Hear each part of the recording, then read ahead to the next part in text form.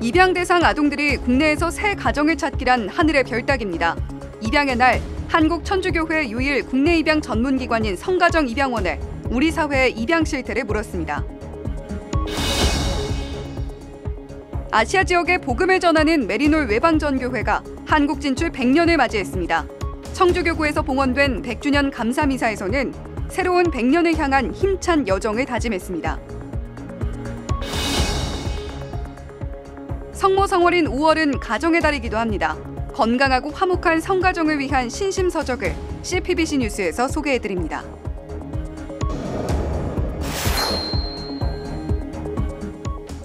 시청자 여러분 안녕하십니까? 5월 11일 목요일 CPBC 뉴스입니다. 오늘은 입양의 날입니다. 입양을 갈 수밖에 없는 처지임에도 절반에 가까운 아이들이 국내에서 입양 가정을 찾지 못하고 있습니다.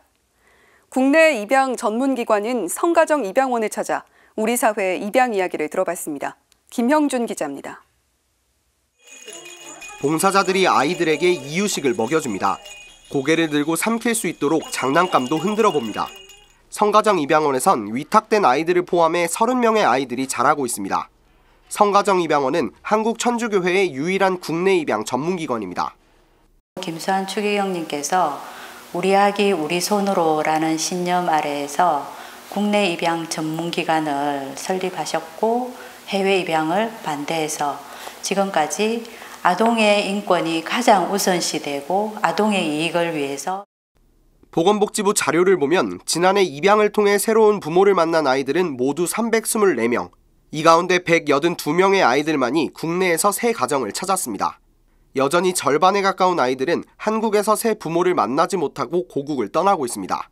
전체적인 입양 아동 수도 2011년과 비교하면 7분의 1 수준으로 줄었습니다. 0.78명이라는 숫자가 보여주듯 극단적으로 낮아진 출산율이 입양이 줄어든 가장 큰 원인으로 꼽힙니다. 하지만 갈수록 길고 복잡해지는 입양 절차도 이유 가운데 하나로 지적됩니다. 출산율이 가장 큰 원인이고 그리고 입양 절차가 길고 복잡해졌습니다. 가정 방문이 굉장히 더 많아졌고 만나는 횟수가 늘어났고 수차례의 상담과 가정 방문, 아동 결연과 입양 전제 위탁, 법원 결정과 사후 관리까지 아이와 가정을 이룰 부모를 검증하기 위해 꼼꼼한 절차들이 진행되고 있습니다. 정부는 이러한 상황에서 2026년까지 국내 입양 활성화 계획을 세우겠다고 공언한 상태입니다. 아이들의 인권을 우선시하고 국내 입양을 통해 같은 문화 안에서 살 수 있도록 하는 헤이그 협약 비준도 추진하기로 했습니다. 하지만 현장에서는 대책과 정책 수립보다 중요한 건 국가의 책임과 실천이라고 강조합니다. 요보호 아동은 국가의 아이입니다. 국가가 보호하는 아동이라면 국가가 책임을 지고 정책을 실현하시면 됩니다. 항상 정책은 언제나 나옵니다. 근데 그 정책을 좀 국가가 책임 있게 실천하시면 됩니다. 하느님이 주신 가장 큰 선물이라고 불리는 생명과 가정. 그 선물을 품은 아이들은 오늘도 자신을 존재만으로 사랑해줄 수 있는 인연을 기다리고 있습니다. 끊임없이 서성이면서 기도를 합니다. 부모님과 아이가 잘 맞았으면, 좋은 인연이었으면, 그리고 하느님의 선물로 받아들여졌으면, 아이 존재만으로 받아들여질 수 있었으면 하는 그런. CPBC 김형준입니다. 메리놀 외방전교회가 한국에 첫 발을 내디딘 지 올해로 꼭 100년이 됐습니다. 이를 기념하는 감사미사와 축하식이 열렸습니다. 김현정 기자가 전해드립니다. 100이라는 숫자와 축하꽃으로 제대가 화사합니다. 메리놀 외방전교회 사제단이 가장 먼저 제대를 향해 나아갑니다. 이어 염수정 추기경과 정순택 대주교를 비롯한 한국 천주교 주교단, 그리고 미사 주례를 맡은 청주교구장 김종강 주교가 입당합니다. 메리놀 외방 전교회에서 설립한 영원한 도움의 성모 수도의 수도자와 신자들이 함께한 자리, 청주교구장 김종강 주교는 100년 전 이 땅에 온 선교사들을 기억하는 기도로 감사 미사를 시작했습니다. 100년 전 메리놀 외방 전교회 선교사들을 이 땅에 보내시어 복음을 전하게 하셨으니 아시아 지역 선교를 목적으로 설립된 메리놀 외방 전교회.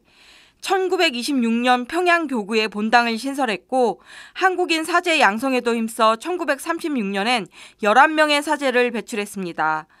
한국 최초의 수도회인 영원한 도움의 성모 수도회도 설립했습니다. 청주 교구와는 각별한 인연을 맺고 있습니다. 메리놀 외방 전교회의 파디 야고보 신부는 초대 청주 교구장 주교를 지냈고 한국 지부 선교사들은 본당 사목과 원목, 수도의 영성지도 등 다양한 활동을 해왔습니다. 전임 청주 교구장 장봉훈 주교는 강론에서 메리놀 외방 전교회의 역사를 설명하면서 특별히 한반도 평화, 북한 선교의 계승을 강조했습니다. 메리놀 외방 전교회는 메리놀의 설립 초기에 지향했던 아시아 선교, 특히 중국 선교와 북한 선교의 새로운 열정을 되살려야 할 것입니다. 그리고 새로운 100주년을 향한 여정에 힘찬 첫발을 내디뎌야 할 것입니다. 메리놀 외방 전교회 한국 지부장과 평양 교구장 서리 등을 맡은 바 있는 함재도 신부도 북한 선교와 한반도 평화를 위한 기도를 각별히 당부했습니다. 첫째, 평화 위해서 우리는 많이 기도해야 됩니다. 두 번째, 민족 화해 해야 됩니다. 세 번째, 대화해야 합니다. 북한, 남쪽. 모든 일 내 소원입니다. 언제 우리는 선교사 북한 다시 갈 수 있는지 내 소망입니다. 청주 교구장 김종강 주교와 서울대 교구장 정순택 대주교는 진심 어린 감사와 축하 인사를 전했습니다. 이 고난의 땅에 오시어 당신들의 청춘과 신앙을 남기고 먼저 떠나신 메리놀 회원들과 여전히 푸른 신앙의 증인으로 남아 계신 분들께 감사와 축하의 인사를 올립니다. 한국교회는 메리놀 외방전교회에 많은 사랑의 빚을 지고 있다고 생각합니다. 축하식에서는 메리놀 외방 전교회 수도자들에게 꽃다발이 수여됐고 아시아 지부장인 조이 알리토 신부에겐 감사패가 증정됐습니다. 영원한 도움의 모 성모 수도의 수녀들이 마련한 축가와 성가대가 부르는 메리놀 아리랑은 100주년 축하식에 감동을 더했습니다. CPBC 김현정입니다. 성모 성월이자 가정의 달, 건강하고 화목하게 보내고 계신지요? 가정의 달에 추천하는 신심서적을 이힘 기자가 소개합니다. 가정은 가장 작은 교회입니다. 가톨릭 교회는 예수님과 마리아, 요셉의 가정을 성가정이라고 부릅니다. 부부에게 있어서 가장 큰 기쁨은 생명의 탄생입니다. 태아맞이 축복기도는 생명의 탄생을 위해 부부에게 가장 필요한 것이 무엇인지 알려주는 안내서입니다. 저자인 사랑에 씻은 수녀의 김경순 수녀는 2016년부터 약혼자 프로그램과 태교교실 등 가정을 위한 영적 동반자로 활동해왔습니다.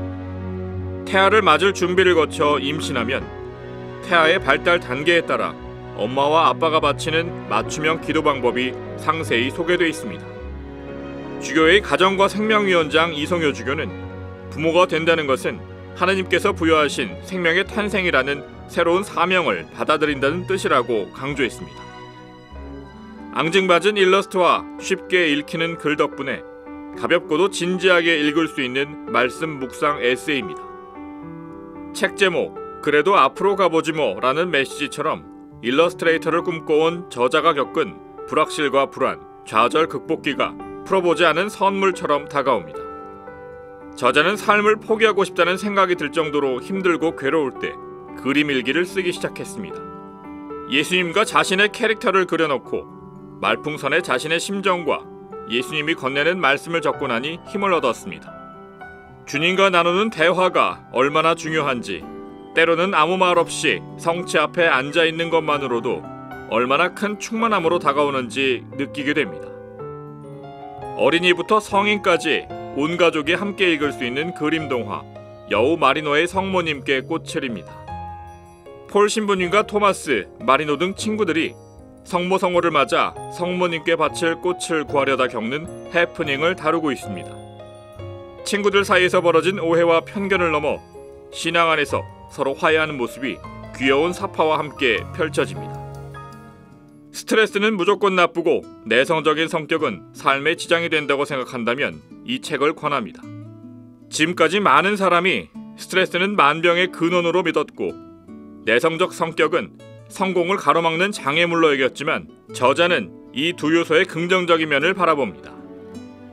사람이면 누구도 피할 수 없는 스트레스를 인정하고 관찰함으로써 슬기롭게 다루는 방법을 제시하고 있습니다. 내성적인 성격에 대해 저자는 내성적인 사람 없이는 어떠한 조직체도 잘 굴러갈 수 없다고 조언합니다. CPBC 이힘입니다. 윤석열 대통령이 코로나19 심각경보를 해제하고 일상회복을 선언했습니다. 국내 코로나19 발생 3년 넉 달 만입니다. 코로나19는 가톨릭 교회에도 상당히 큰 영향을 미쳤는데요. 맹현균 기자가 돌아봤습니다. 윤석열 대통령이 주재한 코로나19 중앙재난안전대책본부 회의. 윤 대통령은 회의에서 코로나19 심각경보를 해제했습니다. 2020년 1월 국내에 처음 코로나19가 발생한 지 3년하고도 넉 달 만입니다. 코로나 위기경보를 심각에서 경계로 조정을 하고 6월부터 본격 적용하기로 했습니다. 3년 4개월 만에 국민들께서 일상을 되찾으시게 돼서 기쁘게 생각합니다. 이에 따라 확진자 7일 격리 의무는 5일 권고로 전환됩니다. 병원 이외의 모든 장소에서 실내 마스크 착용 의무도 해제됩니다. 다만 코로나와 관련된 검사, 치료 지원은 당분간 유지하기로 했습니다.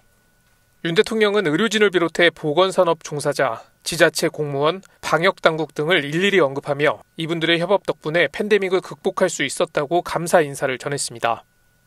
코로나19 팬데믹은 지난 3년 동안 가톨릭 교회에도 상당한 영향을 줬습니다. 공동체 미사가 2차례 중단됐고 각종 신심단체들의 활동이 제한됐습니다. 사제들은 저마다의 사목활동을 위해 동분서주했습니다. 특히 2020년 3월 비 내리는 바티칸 성 베드로 광장에서 프란치스코 교황이 홀로 바친 기도는 명장면으로 기억됩니다. 당시 교황은 빗속에서 우리를 돌풍 속에 버려두지 말라고 요청했습니다.